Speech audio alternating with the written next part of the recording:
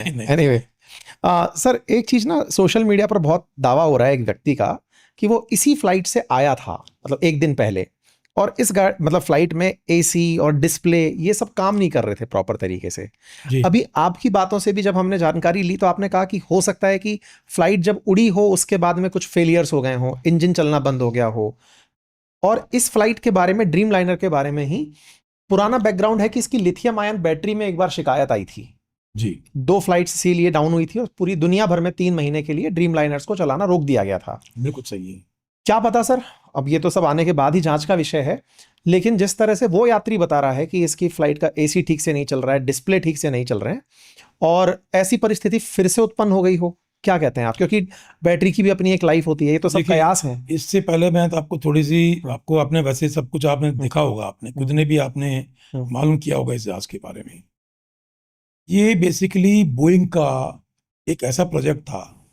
Boeing basically अपने जो एक जंबो जेट प्लेन आता था 747, अगर आपको याद हो, और एक 757 था। बोइंग चाहता था, उनका रिप्लेसमेंट ढूंढ रहा था बोइंग। उसके लिए इन्होंने 2004 से इसके ऊपर काम करना शुरू कर दिया था, और 2007 में इन्होंने मैन्युफैक्चर कर दिया था इस जहाज को, और इसकी फर्स्ट टेस्ट फ्लाइट 2009 में हुई। और आपको पता है कि उसके बाद में 2011 के अंदर ऑल निप्पन, जो जापानीज जो एयरलाइन है, उसने ऑर्डर दिए इसके। और 2013 के अंदर जो यूएसए का जो रेगुलेटरी अथॉरिटी है, एफएए, उन्होंने क्वालिटी के इश्यूज को देखते हुए, बोइंग कंपनी में जो क्वालिटी कंट्रोल था उसके इश्यूज को देखते हुए इनकी पूरी फ्लीट को ग्राउंड कर दिया, जो आपने बताया भी, जो आपने भी कहीं से मालूम किया होगा। और वो ये था कि क्वालिटी आपकी ठीक नहीं है। इससे पहले जो आपने बताया 2010 के अंदर टेक्सास के अंदर इसकी इमरजेंसी लैंडिंग करानी पड़ी, क्योंकि कॉकपिट के अंदर फ्यूम्स एंड स्मोक हो गया था, दैट मीन्स इलेक्ट्रिक फेलियर। और एफए ने यह भी माना था कि जो लिथियम बैटरी है उसकी डिजाइन में कोई कमी है, जिसको कि उन्होंने फिर बाद में ठीक कर लिया।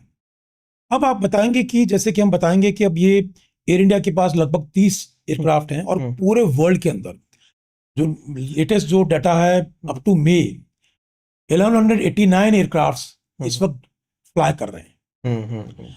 तो लगभग अपन देखें तो लगभग 15 साल पुराना जहाज मान लें इसको, लगभग 14 साल, 14 से 15 साल हुआ है। अब इसमें कई चीजें हैं। अभी 2025 के अंदर जो इटालियन अथॉरिटीज थी, उन्होंने कहा साहब कि एक फेक कंपनी देखी जिसने कि 4800 फेक पार्ट्स, फेक सर्टिफिकेशंस उनके, उसको उन्होंने को बेच दिया। वो किया।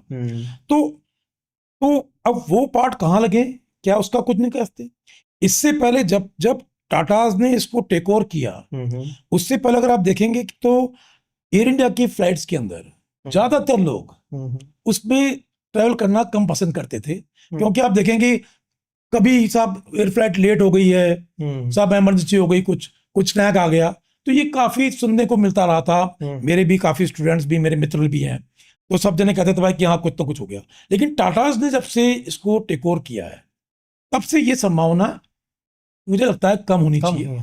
लेकिन आप जो कह रहे हैं वो बात मुझे ऐसा लगता है कि जो कह रहे हैं सब एसी काम नहीं कर रहा था, जो भी कर रहा था, एक विसल ब्लोअर थे, एक जो इंजीनियर थे उनके बोइंग कंपनी के, जिसने कहा था साहब कि इट्स टिकिंग बॉम्ब, वो कब ब्लास्ट करेगा पता नहीं है। तो हो सकता है कि कोई एक मैन्युफैक्चरिंग के अंदर इलेक्ट्रिक जो इसका जो डायग्राम है वहां पर कोई ऐसा कोई एक मेजर लूपहोल हो जहां पर, जिसकी वजह से इसमें ये कुछ हो गया हो। मुझे इस बात को अगर इस तरह से रिलेट करना हो तो एक बात का और कयास बनता दिखता है, वो ये है कि एजिंग जो है वो सभी फ्लाइट्स की लगभग एक टाइम पर आने वाली है। मतलब ये 2014 में शायद इंडक्ट हुआ था एयर इंडिया के साथ, 2012 में हुआ था, 13वां साल है इसका। अगर इसके साथ ये टाइम हुआ है, जैसे होता है ना गाड़ी जनरली इतने किलोमीटर चल रही थी तो सर्विस मांग रही होती है, या फिर कुछ ऐसा सिस्टम हो रहा होता है। कुछ फोन्स जब आप यूज कर लेते हैं तो वो अपने आप डेड होने की तरफ चल रहे होते हैं एज के बाद। अगर इसके साथ ये प्रॉब्लम है तो जितने भी ड्रीम लाइनर्स उड़ रहे हैं इस समय, उनके लिए अपने आप में वाकई में एक चिंता का विषय है। बिल्कुल। और शायद यही सोच करके बोइंग का जो स्टॉक है कल गिरा भी था। बिल्कुल और बोइंग का बाजार गिरना अपने आप में यूएस के लिए बड़ा सेटबैक भी था। जी तो हम उम्मीद करते हैं कि अभी सभी जगह पर सिक्योरिटी चेक्स बहुत अच्छे से हो जाएंगे ताकि जी भविष्य में ऐसी दुर्घटनाएं ना हो, क्योंकि मानते हैं कि बहुत कम एरर के साथ फ्लाइट्स उड़ती हैं, मतलब फ्रैक्शन ऑफ 1 के साथ ये फ्लाई करती हैं। बिल्कुल ठीक है सर। अंतिम सवाल सर, जी जब कोई यात्री सफर कर रहा हो, हालांकि उसके हाथ में फिर भी कुछ नहीं है, इंस्ट्रक्टर्स उसको सारी बातें बताते हैं अंदर जब क्रू बैठता है, फिर भी वो क्या चीज चेक कर ले अपनी सहूलियत के लिए कि वो सुरक्षित फ्लाई कर रहा है? कोई ऐसा जनरल गाइडेंस? मुझे लगता नहीं है कि इसके अंदर ऐसा कुछ है, क्योंकि अगर विमान उड़ रहा है, ऑपरेशनल है, वो आप निश्चिंत रहिए कि जो रेगुलेटरी अथॉरिटीज हैं वो आपसे ज्यादा चेक कर चुकी हैं। वो आपसे ज्यादा बहुत कुछ ज्यादा कर चुके हैं वो लोग। और उनका अभी भी आप देखिएगा इस केस में भी बोइंग कंपनी खुद करेगी, जो जहां पर ये यूएस के अंदर जहां बना है उसकी रेगुलेटरी अथॉरिटीज हैं, वो इसके अंदर पूरा इन्वेस्टिगेट करेंगे वो लोग। और अगर रिक्वायर्ड हुआ तो वो जितने भी जहाज उड़ रहे हैं इस वक्त, जैसे आपने बोइंग मैक्स का सुना होगा, वैसे ही हो सकता है कि डीजीसीए इन सभी जहाजों को ग्राउंड कर दे जब तक कि इन्वेस्टिगेशन से कुछ निकल के नहीं आए। हम उम्मीद कर सकते हैं सर कि ब्लैक बॉक्स के बाद शायद बहुत सी गुत्थियां सुलझ जाएंगी, और अगर गुत्थियां सुलझती हैं तो इंसान के अंदर जो फ्लाइंग को लेकर डर उत्पन्न हुआ है संभवतया वो दूर होगा। इसी कामना के साथ आज के सेशन में इतना ही। साथियों, ये सेशन इस तथ्य को ध्यान में रखकर किया गया है कि जनरली जब दुर्घटनाएं होती हैं, व्यक्ति दुर्घटना में जो शोक संतप्त परिवार है उन्हें अपनी तरफ से सांत्वना प्रेषित करने के अलावा क्या हुआ और क्यों हुआ इस पर बहुत ज्यादा दिमाग लगा रहा होता है। हम किसी कार एक्सीडेंट को भी देख रहे होते हैं तो तुरंत दिमाग लगाते हैं कि इसके पीछे क्या कारण रहे होंगे कि यह कार एक्सीडेंट कर गई, और हम अपने आप को रखकर उस जगह विचारते हैं कि भविष्य में ऐसा ना हो तो मैं इसके लिए क्या बेहतरी कर सकता हूं।